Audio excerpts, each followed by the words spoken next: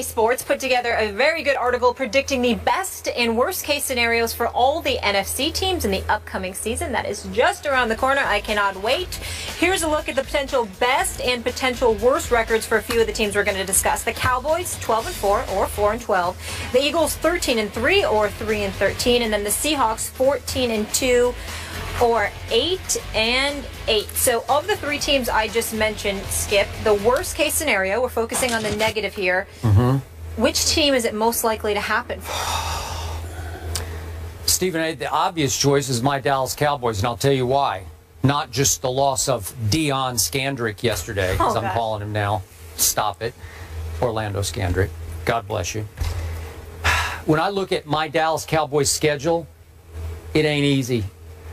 They've got to play New England, at Green Bay, Seattle, at New Orleans, at Buffalo, at Miami, even at Tampa Bay. And, you know, I think Tampa's going to be the surprise team of the NFL this year.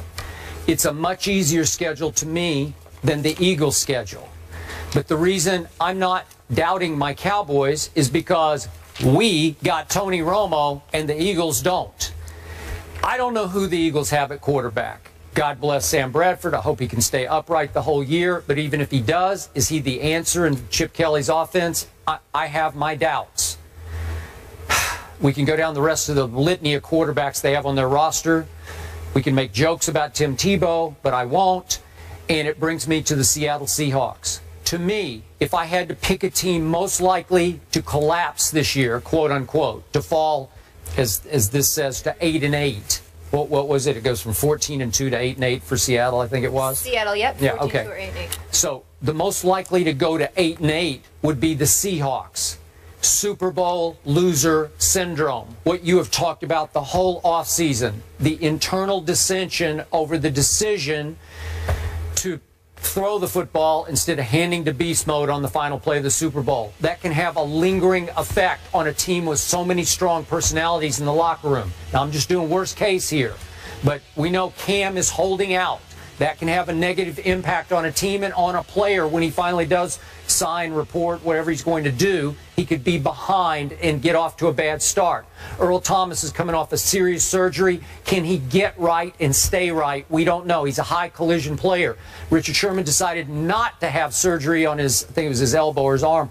And will that be the right decision going forward? Will his arm plague him all year? I don't know. So you got the whole secondary with a lot of question marks. Then you have beast mode at age 29, 9th year. Will he start to show some mileage? Sometime in this period, he will. And that brings us to the new addition, Jimmy Graham. Is he the right fit for them? We talked about it. Is he the tough guy that they need on offense to be the possession-catching tight end? Obviously, he has all kinds of ability, but is he the right psychological fit for this football team? So I could see where Pete Carroll's rah-rah wears thin this year, and they could get off to a bad start and struggle. Their schedule isn't easy. They got to go to Green Bay, go to Dallas, go to Baltimore. I could see them having a bigger struggle than either Dallas or Philadelphia. Skip Bayless, I would tell you the team most likely, in terms of a worst-case scenario, most likely for that to happen of the three teams mentioned would be the Philadelphia Eagles. When I think about Seattle and the Cowboys, that's a team. Those are two teams that are intact. Same quarterback. In Seattle's case, same running back.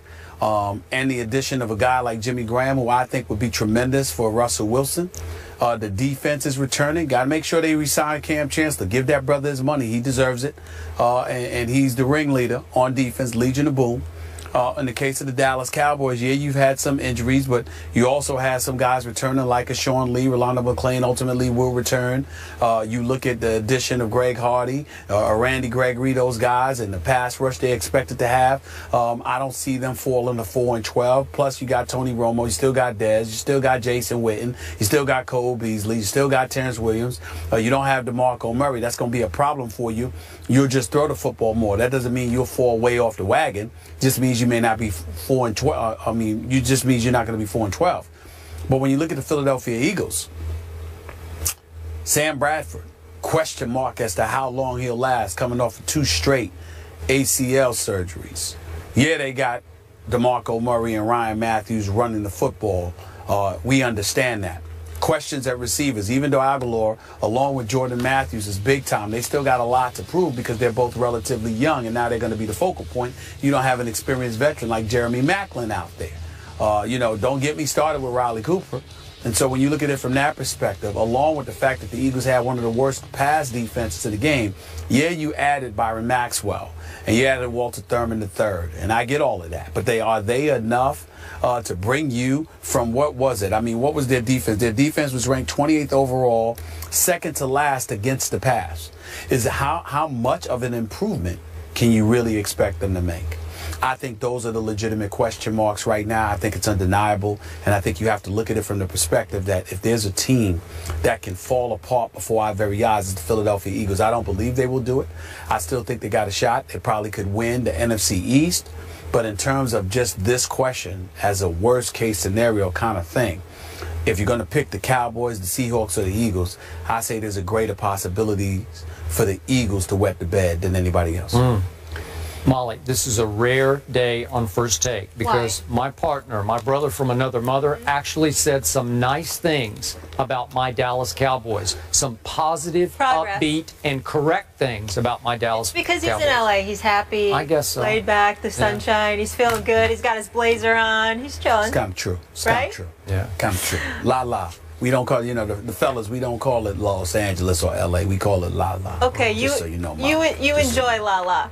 Yes. Coming up, former NFL lineman Jonathan Martin speaks out about his time in the NFL. He has very strong words. We're going to discuss those when we come back. Stay here. In an interview with Chicago Magazine, Bears tight end Martellus Bennett doesn't understand why it's the quarterback on the football team that needs to be the leader. Skip, your comments on what Marty said about Cuddy. Marty Cuddy? I like that, Stephen My favorite two nicknames. My comment on what Martellus said about Jay Cutler is that Martellus, Stephen A., tiptoed right to the edge of ripping his quarterback for a lack of leadership and stopped short because he knows that Cuddy throws Marty lots of nice passes, throws him the sugar, if you will, and they do have a good wavelength and a good rapport. So I think Martellus knows exactly what Jay is and isn't. I've never said he was a leader. Jay Cutler lives in his own world. He only cares about Jay Cutler. He has enough trouble leading Jay Cutler, let alone trying to lead the rest of the football team.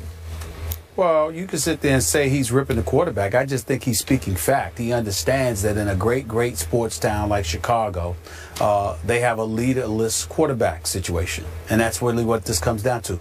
We all know that Jay Cutler's a joke. We all know that he has no business being a quarterback in Chicago. We all know that he's only still there because somebody, I think it was Phil Emery, was stupid enough to overpay him and place his faith in the franchise in this man's hands. We all know this. We all know that Jay Cutler, the only time we've seen him smile was when he was signing his contract for the media to see. He basically looked everybody in the face and said, I hoodwinked all of y'all. I got my money, and we all know I didn't deserve it. This is what the situation is with Jay Cutler. He's never going to change, Skip. He's going to be the same old way, Skip. That's just the way that it is, and there's no way around it. He can play, he can throw, but he doesn't care. Yeah. He's leaderless. He's devoid of leadership ability. And that's it. I'll let you get away with that, but not joke. He is not a joke. And I'm speaking as a Vanderbilt graduate. But I'm not talking about a talent. The joke did throw that team all the way to the NFC Championship game. Am I right about that? Really? Well, one he did. One playoff appearance in 9 years. Well, really? That's what you're going to bring up? He did make a dead clock is right twice a day. How many times I got to tell you this stuff? It's ridiculous. Don't get me started. I've been in a good mood, Skip. Yeah. I've been in a good mood until you brought that subject up. First it was the Knicks, but I let that slide. I didn't fall for that. But this is going too daggone far, okay? He's never going to change, Skip. He's going to be the same old way, Skip. This is who he is. It's who he is. He is not a person that is going to step up and do what's necessary to lead any team to victory. He's a dude that's going to steal money. He should be arrested for theft. Okay? Don't get me started with him. Okay, wait a second. Does Kobe Bryant steal money? Because I don't think Kobe's much of a leader, right? Kobe, excuse me. What? You're comparing winless, leaderless, no championship having Jay Cutler to five-time champion Kobe Bryant? Right? Kobe Bryant? Kobe Bryant cares too much. This dude don't care at all. Are you really? I wouldn't blame Kobe if he never spoke to you again for just saying what you said. I wouldn't blame Kobe if he just banned himself from ever talking to you again. Yeah. You are unbelievable. Yeah. Jay Cutler, you mentioned him in the same breath. That's Kobe Bryant. Vanderbilt quarterback Jay Cutler. You took the Jay Cutler. And I ended it with Kobe Bryant. Jay Cutler. I remember when you called Aaron Rodgers a prima donna. At least that makes sense. Not only is he the best in the game, he's a Super Bowl champion. He's a Super Bowl champion. Jay Cutler has no right to even be in the same state as Kobe Bryant. He shouldn't be in the same state. No. The same state. They need to throw him out of Chicago. That's what they need to do. Stay calm. You're in Cali, all right? Yeah, they need to throw him out of Relax. Are you kidding me? LA. Yeah. Russell Westbrook has some bad blood, but it's not what you think. We'll explain that after the break.